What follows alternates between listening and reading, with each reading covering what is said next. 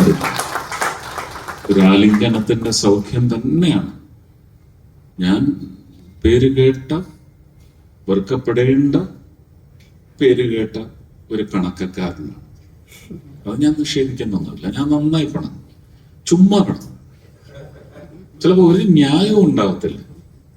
ഉണ്ണാതൊക്കെ എത്രയോ ദിവസം സെറ്റിൽ ഇരുന്നിട്ടുണ്ട്. ജയരാജന്റെ സിനിമയുടെ സമയത്ത് ഞാൻ കാലത്ത് ഹോട്ടലിൽ നിന്ന് എൻ്റെ കാശ് കൊടുത്ത് വാങ്ങിച്ച് ഭക്ഷണം കഴിച്ച് ഉച്ചയ്ക്ക് ആ സെറ്റിൽ നിന്ന് ഭക്ഷണം കഴിക്കാതെ രാത്രി 11 മണി വരെ പൈതൃകം. കാരണം എന്താ? പഴം വെച്ചില്ല ഊണിന്റെ കൂടെ.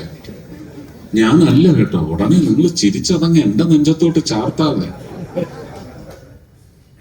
ജയറാമാണ് എന്ന് പറഞ്ഞു. വേണമെങ്കിൽ പരസ്യ വിചാരണയ്ക്ക് ഞാൻ തയ്യാറാണ്. ജയറാം വന്നു, മണിയമ്പിള്ള രാജു കൂട്ടും പിടിച്ചു. പടം തന്നില്ല. ഈ പ്രൊഡ്യൂസർ ഇങ്ങനെ പടം ചോദിച്ചപ്പോൾ പറയുക വീട്ടിൽ നിന്ന് കൊണ്ടുവന്നാൽ മതി. പ്രൊഡക്ഷൻ ബോയ് പറഞ്ഞു. ഞാൻ അപ്പ ചോറിട്ടിട്ട് ഞാൻ പറഞ്ഞു, എന്നാ ഇനി പഴം വന്നിട്ട് മതി. ഊണെന്ന് പറഞ്ഞ് എഴുന്നേറ്റത്. എല്ലാവരും എൻ്റെ കൂടെ ഇറങ്ങി അന്ന് സമരം പ്രഖ്യാപിച്ചു. ഞാൻ പറഞ്ഞു, ഇനി ഈ സെറ്റിൽ നിന്ന് ഞാൻ ഭക്ഷണം കഴിക്കില്ല. കാരണം വൈകുന്നേരം വരെയും പഴം വന്നില്ല. അപ്പൊ ആ പ്രൊഡ്യൂസറുടെ നിഷേധം അതിനകത്തുണ്ടായിരുന്നു. എന്നാ അവന്മാരിനി കുറച്ചു ദിവസം ചോറുണ്ടോ, ലാഭം എനിക്കാണ് എന്ന് വിചാരിച്ച പ്രൊഡ്യൂസറുണ്ട്. സുരേഷ് ചിരിക്കാതെ സൂഹിക്കുന്നില്ല. സുരേഷിന് ഇരട്ട സഹോദരന്മാരെന്നൊക്കെ പറഞ്ഞിട്ടാണ് അവിടെ കളിയാക്കുന്നത്. ഏതാ? വർക്കലക്കാരനാ, കൊല്ലംകാരനല്ല, തിരുവനന്തപുരം ജില്ലയാണ്. വർക്കലയാണ്. അല്ലല്ല, ഹംസ പറഞ്ഞത് പ്രൊഡ്യൂസർ കൊല്ലംകാരനാണെന്ന് പറഞ്ഞാൽ അതെടുത്ത് എന്റെ തലയിലോട്ട് വെച്ചതാണ്. നടക്കൂല. ഇനി അങ്ങനെ പറഞ്ഞാലും ഞാൻ കൊല്ലംകാരനല്ല, ഞാൻ ആലപ്പുഴക്കാരനാണ്, ഞാൻ കുട്ടനാട്ടുകാരനാണ്.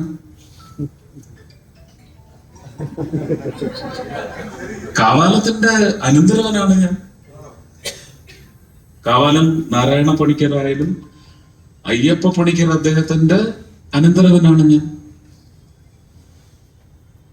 ഞാൻ കൊല്ലംകാരൻ എന്ന് പറയുന്നത് എൻ്റെ അച്ഛൻ അവിടെ ആലപ്പുഴ വന്ന് കല്യാണം കഴിച്ച് കൊണ്ടുപോയി ആലപ്പുഴയിൽ തന്നെ ജനിച്ച് ഏതാണ്ട് 2-2.5 വയസ്സ് വരെ കുട്ടനാട്ടില് അരയൊപ്പം വെള്ളത്തിൽ ഒതളങ്ങ കൂട്ടങ്ങളുമായിട്ട് തട്ടിക്കളിച്ച ഒരു പയ്യനാണ്. അവിടുന്ന് പിന്നെ ആ ഒതളങ്ങ കണ്ട് പേടിച്ച് അച്ഛൻ എടുത്തുകൊണ്ട് ഓടിയതാണ് കൊല്ലത്തേക്ക്. അങ്ങനെ കൊല്ലംകാരനായതാണ്. പഠിച്ചതെല്ലാം കൊല്ലത്താണ്. ഇന്ന് നിങ്ങൾക്ക് എന്നെ ലഭിക്കുന്ന എല്ലാം ഇഷ്ടമല്ല എങ്കിലും കൂടുതലുകളുള്ള എന്നെ നിങ്ങൾ അംഗീകരിക്കുന്നുണ്ടെങ്കിൽ അതിന് കാരണമായത് കൊല്ലത്തെ അന്തരീക്ഷമാണ്. നല്ല സുഹൃത്തുക്കൾ, വഴിതെറ്റി പോകാതെ, വഴിതെറ്റിച്ച് കൊണ്ടുപോകാതെ നല്ല സുഹൃത്തുക്കളെ, നല്ല ഗുരുക്കന്മാർ. അത് infant Jesus Anglo Indian high school ആയാലും ഫാത്തിമ മാതാ നാഷണൽ കോളേജ് ആയാലും എൻ്റെ ഗുരുക്കന്മാരെല്ലാം നല്ല തങ്ക കട്ടികളാണ്. തങ്കമെന്ന് പറയാൻ എനിക്ക് ഭയങ്കര പേടിയാണ്. അതും ഇനി ചെമ്പിലാണോ പൊതിഞ്ഞത് എന്നൊക്കെ ചോദിച്ചു വരുന്നവന്മാരുണ്ടാകും. എന്തൊക്കെയോ പറയണമെന്നുണ്ട്.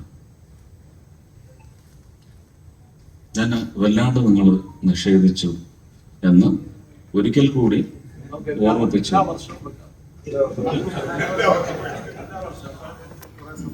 അപ്പൊ അതിന് ഞാൻ എന്തൊക്കെ ആവണമെന്നാണ് നിങ്ങൾ എല്ലാ വർഷവും ഓരോ നാഷണൽ അവാർഡ് കിട്ടട്ടെ എന്ന് അങ്ങനെ വിചാരിച്ചുകൊണ്ട് ഒരു സ്വീകരണം വെച്ചാൽ അത് സന്തോഷമാണ്.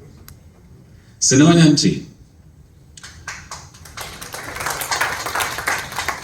അനുവാദം ചോദിച്ചിട്ടുണ്ട്, അനുവാദം കിട്ടിയിട്ടില്ല.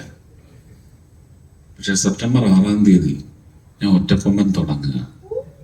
എല്ലാവരുടെയും ആശീർവാദം ഉണ്ടാവണം. പത്മനാഭസ്വാമിയെ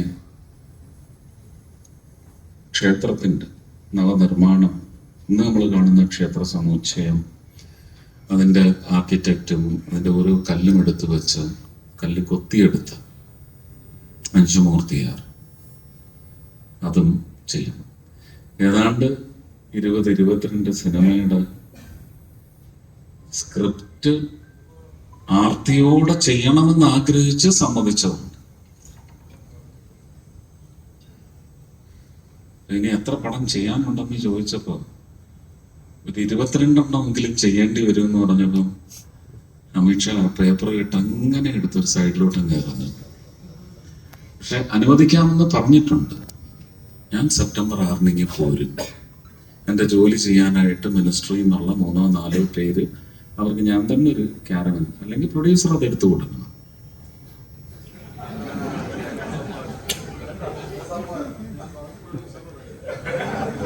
നിങ്ങളുടെ സൗകര്യത്തിന് ഞാൻ വന്നെങ്കിൽ, അല്ലെങ്കിൽ നിങ്ങൾ ഡൽഹിയിൽ ഷൂട്ടിങ് വരും, എനിക്കതിന്റെ ആവശ്യമില്ല. ഒരു സാറ്റലൈറ്റ് കണക്റ്റും ഒക്കെ ആയിട്ട് 4-5 ഉദ്യോഗസ്ഥർക്ക് അവിടെ ഉണ്ടാവും. അവർക്ക് ഭക്ഷണം കൊടുക്കണം, അവർക്ക് രാത്രി കയറി കിടന്നുറങ്ങാൻ മുറി കൊടുക്കണം. ഞാൻ ഈ എല്ലാ പണിയും കൂടെ ചെയ്യുന്ന കൂട്ടത്തിൽ സിനിമയും കൂടെ ചെയ്യാൻ ഞാൻ തയ്യാറാവുന്നില്ല. എനിക്കത് എന്തോ ഒരു ടാസ്കിങ് ആണല്ലേ, മൾട്ടി ടാസ്കിങ്ങിനും മേലെയാണ്. അപ്പൊ ഇതൊക്കെ ചെയ്യണമെന്ന് ഞാൻ ആഗ്രഹിക്കുന്നു.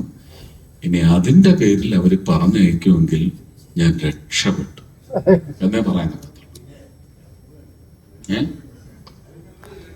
GST ഒക്കെ നമുക്ക് വേറെ വഴിയുണ്ട്. MP ആയി ഇരുന്നു കൊണ്ട് എനിക്ക് തൃശ്ശൂർക്കാര് കൂടുതൽ പരിഗണിക്കാൻ പറ്റും, എനിക്ക് ഇവിടെ തന്നെ നിൽക്കാൻ പറ്റും. ഇതത് പറ്റുന്നില്ല. തൃശ്ശൂർക്കാർക്കാണ് എന്നെ ഇതുവരെ പൂർണ്ണമായി കിട്ടാത്തത്. ബാക്കി തമിഴ്നാട്ടുകാരന് കിട്ടുന്നുണ്ട്, ആന്ധ്രാക്കാരന് കിട്ടുന്നുണ്ട്, ത്രിപുരക്കാർക്ക് എന്നെ കിട്ടിയിട്ടുണ്ട്. 4 ദിവസം അടുപ്പിച്ച് കിട്ടിയിട്ടുണ്ട്. തൃശ്ശൂർക്കാർക്ക് 2 ദിവസത്തിൽ കൂടുതൽ എന്നെ കിട്ടിയിട്ടില്ല. അങ്ങനെ ഒരു 4-5 പ്രാവശ്യം. അപ്പൊ ഇതൊക്കെ വലിയ ഒരു കവലയായിട്ട് എനിക്ക് വന്നുകൊണ്ട് ഇരിക്കുകയാണ്. അതൊരു കാസ് ഫോർ വർഗീയാണ്. ഞാനിതൊന്നും മോഹിച്ചതുമല്ല, ഞാനിതൊന്നും ഇപ്പോഴും ആഗ്രഹിക്കുന്നതല്ല. പക്ഷെ ഒറ്റ ചോദ്യത്തിന് മുമ്പിൽ ഞാൻ മുട്ടുകുത്തി. കേരളത്തിലെ ആദ്യത്തെ സംഭവമാണ്, രാഷ്ട്രീയ ചരിത്രമാണ്. നിങ്ങൾ എന്തിനു ജയിച്ചു വന്നു? നിങ്ങൾ ജയിച്ചു വന്നത് നിങ്ങളെ ജയിപ്പിച്ച് അയച്ച ഒരു സമൂഹത്തിന്റെ ദൃഢനിശ്ചയമാണ്. അവർക്ക് വ്യക്തമായ രാഷ്ട്രീയ പ്രബുദ്ധതയുണ്ട്, രാഷ്ട്രീയ ധാരണകളുണ്ട്. അതവർ ഉടച്ചുകൊണ്ട് നിങ്ങളെ ഇങ്ങോട്ട് അയച്ചെങ്കിൽ തിരിച്ചങ്ങനെ ഒരു മനംമാറ്റം കൊണ്ടുവന്ന ഒരു ജനതയ്ക്ക്, കേരള ജനതയ്ക്ക് ഞങ്ങളുടെ രാഷ്ട്രീയത്തിനൊരു തിരിച്ചൊരു നന്ദിക്കുറിപ്പ് എഴുതാനുണ്ട്, ഒരു സമ്മാനം കൊടുക്കാനുണ്ട്. അതാണ് നിങ്ങളുടെ ഈ കസേര, അല്ലാതെ നിങ്ങൾക്ക് തന്നതല്ല എന്ന് പറഞ്ഞെടുത്ത് എനിക്ക് വഴങ്ങേണ്ടി വന്നിട്ടുണ്ട്. രണ്ടാമത് ഇവിടെ നിന്ന് ഭീഷണിപ്പെടുത്തി കൊണ്ടുപോയി പറഞ്ഞത് ഈ വാക്കുകളാണ്. ഞാൻ എപ്പോഴും അനുസരിക്കുന്നു, എന്നും ഞാൻ എൻ്റെ നേതാക്കളെ അനുസരിക്കും. പക്ഷെ എൻ്റെ പാഷൻ ഇല്ലെങ്കിൽ ഞാൻ ചത്തുപോകും. നന്ദി, നമസ്കാരം. അങ്ങയുടെ